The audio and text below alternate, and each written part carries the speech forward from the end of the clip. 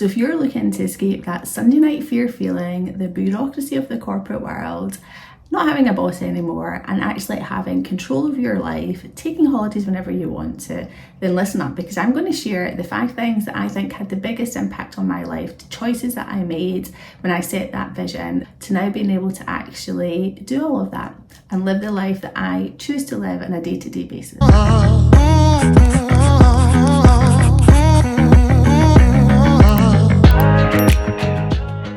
Firstly, it doesn't happen without setting that vision to begin with. When I started in the corporate world, I just knew that working in a job until retirement was just not going to be for me. I could see it far enough.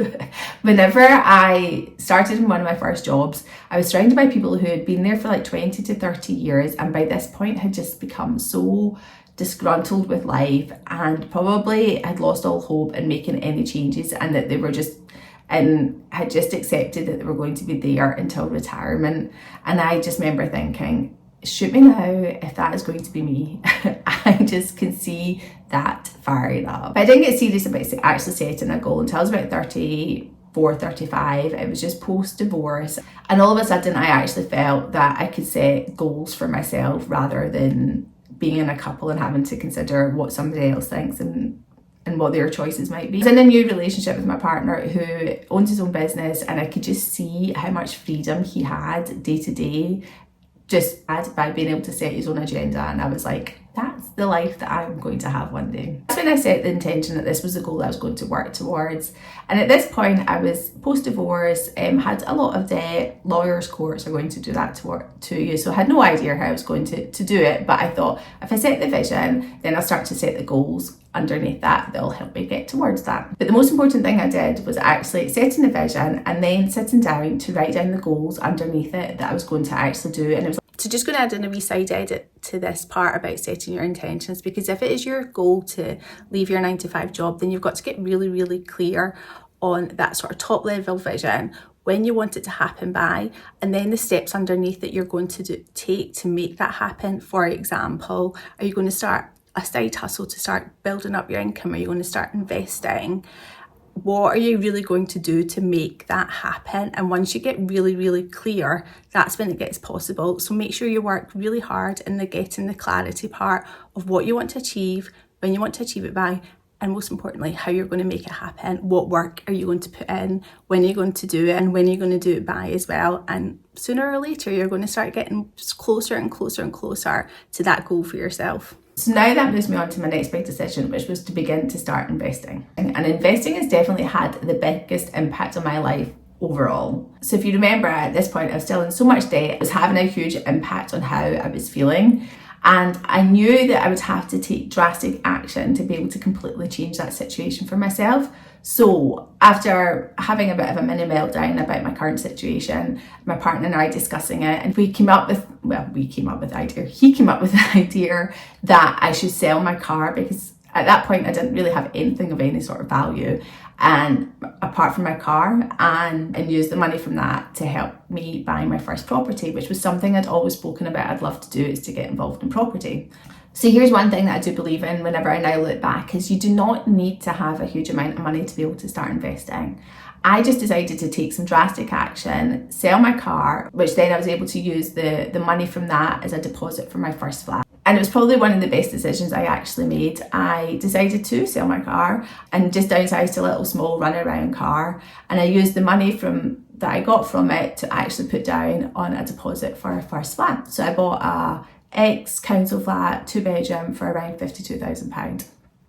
And it started to bring me in around £450 a month, which just actually made a huge difference to my day-to-day life back then. So I just wanted to add in another wee side edit here for the investing part, just to clarify what I really meant about you don't need a huge amount of money to be able to start investing. It's more like kind of flipping it on its head and looking at what lifestyle changes can you make that will actually be able to help you free up some income every month or to create additional income. So for me, it was taking that drastic action by selling a car. But by doing that, I actually added extra income into my household every single month. And having a fancy car wasn't really important to me, but that money is something that I really needed. So if you can just have an overall look at your lifestyle, where can you make changes to it that will actually help you either create income or free up some income to be able to then start investing, which is then going to help you in the long term as well. And then over the next couple of years, I bought another 2 rental properties, which meant my income continued to grow. And then I decided to set the vision that I wanted to move to a new house. I really wanted an ensuite bathroom. I have 2 young boys, and just being able to have my own bathroom was something that I really, really wanted. So again, I wrote down that goal. And I really never actually thought it would happen as quickly as it did. So I was able to buy a new build property off plan. And over the next couple of years, the value of that grew. I absolutely loved living in that house, but it came to a point where my partner and I decided that we should move in together. And then, so the value of it had really increased. So then I was very fortunate that I was able to make a nice amount of profit from it when I sold it. So throughout that time, I continued to save money away into an ISA, and I'd also started to invest in Bitcoin, which despite its volatility, I believe is a digital asset which will continue to grow. And whenever I sold my property, I put a proportion of my money into that as well as into an ISA and SIPs, where I invest in funds and stocks and shares as well. And throughout the past year, they've continued to grow, and investing is definitely the biggest thing that I think has had an impact in my life. And I just believe so much in investing your money rather than saving it, because over time it's how it compounds and it grows, and it can have the biggest impact in your life as well. I have also now just recently joined the women's day trading group, Wall Street Women, because it's something that I've always really, really been curious about and interested in learning. And it's one of the ways that I'm looking to grow my income. So next up is learning to trust your gut instincts. The signs that you see, the nudges that you get, taking you down a certain path, they are just signs from the universe, and we need to start learning to trust them and believe that they're there for a reason. I absolutely love this topic, and it's something that I have got so much better at noticing as they come into my life, and realizing that these signs are there for a reason and we need to start following them and then taking the action whenever they come along to make them happen. For example, I'd written down the goal of wanting to buy a 3-bedroom house with an ensuite bathroom, but thinking it was so far in the distance for me. And then all of a sudden started to notice adverts for a new build development that was getting built in my area, and they had this gorgeous 3-bedroom house, which I was like, oh my god, that would be my dream. And I was saying to my partner about it, and he's like, well, let's just go up and see. So we went up to the site, and then the woman said, why don't you go and visit one of the developments in the area, which I did, and then just fell in love with the whole idea of being able to have it. So called up a mortgage advisor who actually had told me it was going to be affordable for me, and I never thought it would be. So yeah, by then taking that action, that just basically changed the whole trajectory of my path after that. And that's why I just believe so much in signs from the universe. When things start coming in your path, when opportunities arise, it is just so important that you take the action, because you never know how it can actually impact and change your life after that. So whenever you start to see those signs, trust that they are there for a reason and are guiding you towards something that's bigger and better for you and that's meant to be in your life. That then moves me on to my next choice in life, which is the people that you surround yourself with. Oh my god, this one is like one of the most important things ever, because their people are either going to be there lifting you up, encouraging you and supporting everything that you want to do, or they're going to be there sucking the life out of you and bringing you back down to the position that they're in as well. I have reduced the size of my circle so much over the years, and it's now just people that I really choose to spend my time with, who are there to encourage me and want the best for me just as much as I want the best for them as well. And it's made such a difference to my overall mindset,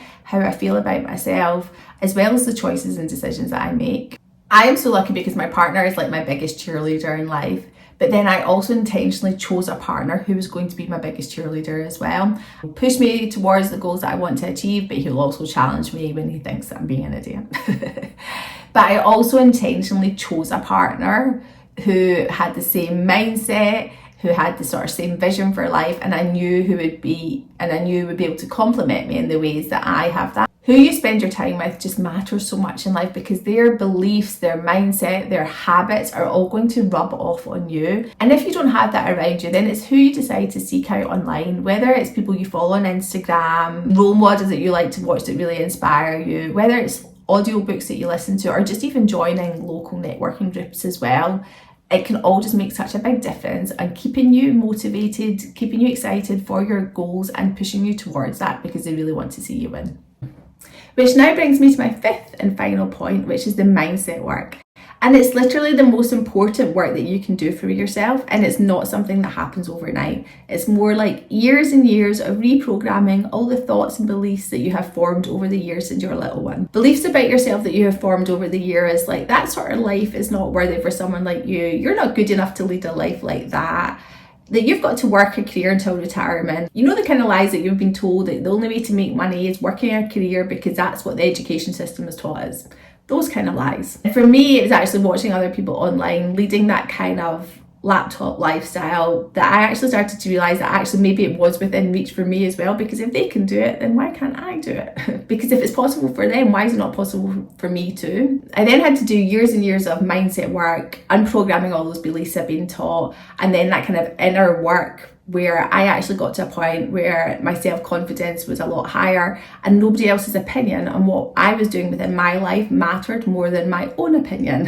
I think that was one of the most important points that I actually got to, was where I didn't care what anybody else was going to say. Nobody was going to actually influence the choices that I was going to make. And that's what's probably had the biggest impact, and then being able to think, okay, now I actually feel I'm ready at a point where I can hand in my notice and take that control back of my life. And I think that's probably the biggest point that I got to in my life, was actually not caring about anybody else's opinion on the choices that I make.